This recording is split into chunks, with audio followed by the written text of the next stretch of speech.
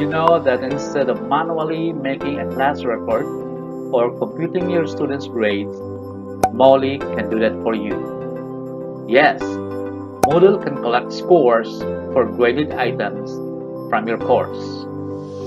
This short tutorial will show you how to set up your gradebook by adding a grade category and item. But before we proceed, make sure you hit the subscribe button and that notification bell so that every time we upload new videos, you'll be the first to know.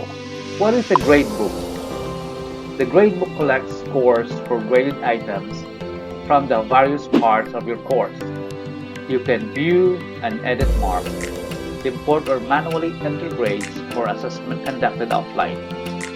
You can sort items into grade categories and add ratings to grades and calculate totals.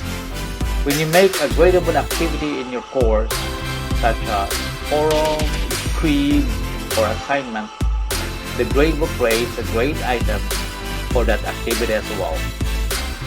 Set up your Molly gradebook. Base this on the grading system you made in your syllabus. For example, the grade task indicated in the first column will become your grade category in the Molly gradebook.